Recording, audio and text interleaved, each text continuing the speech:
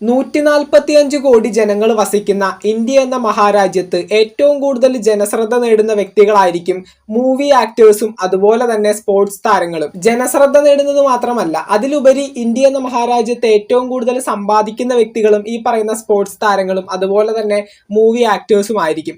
ഇവർക്ക് ഇപ്പോൾ സിനിമയിൽ അഭിനയിച്ചും അല്ലെങ്കിൽ ഓരോ കളികൾക്കൊക്കെ ഇറങ്ങിയും അതുപോലെ തന്നെ പ്രത്യേകമായിട്ടുള്ള ബിസിനസ്സുകൾ ഉണ്ടാവും, അതുപോലെ തന്നെ അഡ്വർടൈസ്മെന്റ്, ഇത്തരത്തിലേക്ക് ഒരുപാട് പണമാണ് ഈ പറയുന്ന സ്പോർട്സ് താരങ്ങളും മൂവി ആക്ടേഴ്സും സമ്പാദിക്കുന്നത്. അതുകൊണ്ട് തന്നെ ഇവർ സമ്പാദിക്കുന്നതിൽ നിന്ന് ഒരു നിശ്ചിത തുക നമ്മുടെ ഇന്ത്യ എന്ന മഹാരാജ്യത്തിന് വേണ്ടിയിട്ട് ടാക്സ് എന്ന രൂപത്തിൽ കൊടുക്കുന്നുണ്ടാകും. അതുകൊണ്ട് തന്നെ 2024 സാമ്പത്തിക വർഷത്തിലും ഏറ്റവും കൂടുതൽ നികുതി കേന്ദ്ര സർക്കാരിലേക്ക് അടച്ച വ്യക്തികളുടെ ലിസ്റ്റിലും ഈ പറയുന്ന സ്പോർട്സ് താരങ്ങളും അതുപോലെ തന്നെ മൂവി ആക്ടേഴ്സും തന്നെയാണ് മുൻപന്തിയിൽ നിൽക്കുന്നത്. എന്തൊക്കെയാണെങ്കിലും ഏറ്റവും അധികം നികുതി അടച്ച മൂവി ആക്ടേഴ്സും അതുപോലെ തന്നെ സ്പോർട്സ് താരങ്ങളും ആരൊക്കെയാണെന്നാണ് നമ്മൾ ഈ ഒരു വീഡിയോയിൽ പരിശോധിക്കാൻ പോകുന്നത്. അതുപോലെ തന്നെ ഈ പറയുന്ന വ്യക്തികൾ എത്ര രൂപയാണ് കേന്ദ്ര സർക്കാരിലേക്ക് നികുതി പണമായിട്ട് അടച്ചതെന്നുകൂടി നമ്മൾ ഈ ഒരു വീഡിയോയിൽ പരിശോധിക്കുന്നുണ്ട്.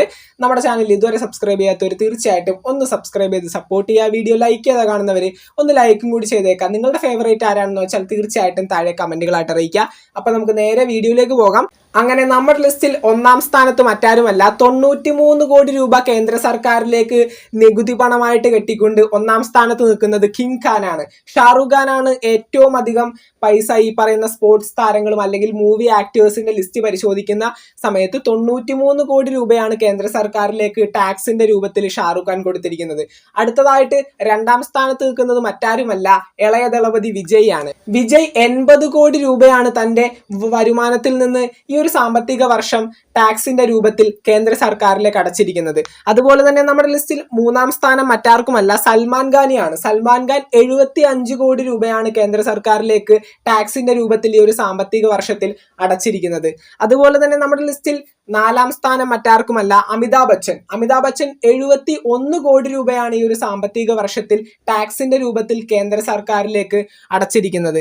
അതുപോലെ തന്നെ നമ്മുടെ ലിസ്റ്റിൽ അഞ്ചാം സ്ഥാനം മറ്റാർക്കുമല്ല, ക്രിക്കറ്റർ ആയിട്ടുള്ള വിരാട് കോഹ്ലിക്കാണ്. വിരാട് കോഹ്ലി 66 കോടി രൂപയാണ് ഈ ഒരു സാമ്പത്തിക വർഷം കേന്ദ്ര സർക്കാരിലേക്ക് നികുതി പണമായിട്ട് അടച്ചിരിക്കുന്നത്. അതുപോലെ തന്നെ നമ്മുടെ ലിസ്റ്റിൽ ആറാം സ്ഥാനം MS ധോണി. MS ധോണി 38 കോടി രൂപയാണ് ഈ ഒരു സാമ്പത്തിക വർഷത്തിൽ കേന്ദ്ര സർക്കാരിലേക്ക് ടാക്സിന്റെ രൂപത്തിൽ അടച്ചിരിക്കുന്നത്. അതുപോലെ തന്നെ ഏഴാം സ്ഥാനത്ത് നിൽക്കുന്നത് ദി ലെജൻഡ് ആയിട്ടുള്ള സച്ചിൻ ടെണ്ടുൽക്കർ ആണ്. സച്ചിൻ ടെണ്ടുൽക്കർ 28 കോടി രൂപയാണ് ഈ ഒരു സാമ്പത്തിക വർഷം ഈ പറയുന്ന കേന്ദ്ര സർക്കാരിലേക്ക് ടാക്സിന്റെ രൂപത്തിൽ അടച്ചിരിക്കുന്നത്. ഒൻപതാം സ്ഥാനം മറ്റാർക്കുമല്ല, സൗരവ് ഗാംഗുലി 23 കോടി രൂപയാണ് ഈ ഒരു സാമ്പത്തിക വർഷം കേന്ദ്ര സർക്കാരിലേക്ക് ടാക്സിന്റെ രൂപത്തിൽ അടച്ചിരിക്കുന്നത്.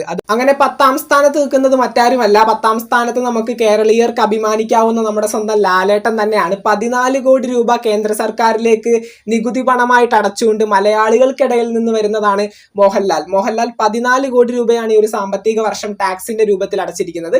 അതുപോലെ തന്നെ 10ാം സ്ഥാനത്ത് മറ്റൊരു വ്യക്തിയും കൂടി ഉണ്ട്, മറ്റാരുമല്ല, അല്ലു അർജുനും 14 കോടി രൂപയാണ് ഈ ഒരു സാമ്പത്തിക വർഷം ടാക്സിന്റെ രൂപത്തിൽ കേന്ദ്ര സർക്കാരിലേക്ക് അടച്ചിരിക്കുന്നത്. അപ്പോൾ 10ാം സ്ഥാനത്ത് 2 വ്യക്തികളാണ്, നമ്മുടെ പ്രിയപ്പെട്ട ലാലേട്ടനും അതുപോലെ തന്നെ എല്ലാവർക്കും പ്രിയപ്പെട്ട അല്ലു അർജുനും.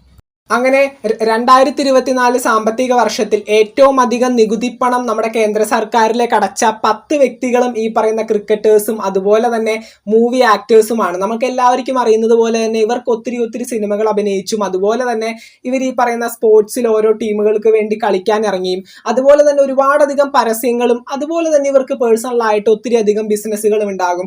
അതുപോലെ തന്നെ പല കമ്പനികളിലും ഷെയർസ് ഉള്ള വ്യക്തികളാണ് ഈ പറയുന്ന എല്ലാവരും. അപ്പോൾ അവർ ഒരു കൊല്ലം നേടുന്ന പണത്തിന്റെ ഒരു നിശ്ചിത തുകയായിരിക്കും ഈ പറയുന്ന കേന്ദ്ര സർക്കാരിലേക്ക് ടാക്സ് എന്ന രൂപത്തിൽ കൊടുക്കുന്നത്. ആ ഒരു എമൗണ്ട് കിട്ടുന്ന സമയത്ത് പല പാവപ്പെട്ട വ്യക്തികൾക്കും ആ ഒരു എമൗണ്ടിന്റെ ഭാഗമായിട്ട് പല നല്ല കാര്യങ്ങളും ചെയ്യാനായിട്ട് നമ്മുടെ കേന്ദ്ര സർക്കാരിന് സാധിക്കുന്നുണ്ട്. അപ്പോൾ ടാക്സ് കൊടുക്കുക എന്ന് പറയുന്നത് ഒരു വളരെ വലിയൊരു കാര്യമാണ്. നമ്മുടെ സമ്പത്തിന്റെ ഒരു നിശ്ചിത തുക കേന്ദ്ര സർക്കാരിലേക്ക് ടാക്സ് ആയി കൊടുത്തുകൊണ്ട് ഒരുപാടധികം പുണ്യപ്രവർത്തികൾക്ക് ഈ പറയുന്ന 10 വ്യക്തികളും നിൽക്കുന്നുണ്ട്. അതുപോലെ തന്നെ പലരും ഈ പറയുന്ന ടാക്സും കാര്യങ്ങളൊക്കെ ഒരുപാടധികം കൊടുക്കുന്ന ഒരുപാട് ബിസിനസ് മാൻസ് ഉണ്ട്.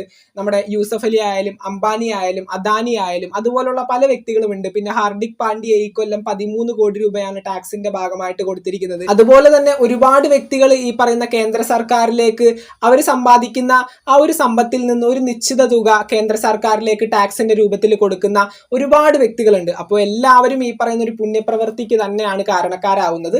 അതുപോലെ തന്നെ ഇനിയും വരുന്ന സാമ്പത്തിക വർഷത്തിൽ ഇവരുടെ സമ്പത്ത് കൂടുന്നതിനനുസരിച്ച് അതിനോടനുബന്ധിച്ചിട്ടുള്ള ടാക്സും കാര്യങ്ങളും ഇവർ വീണ്ടും കൊടുക്കേണ്ടതായിട്ട് വരും. അതെന്തൊക്കെയാണെങ്കിലും ഇന്ത്യ വെച്ചിട്ടുള്ള ഒരു നിയമം തന്നെയാണ്.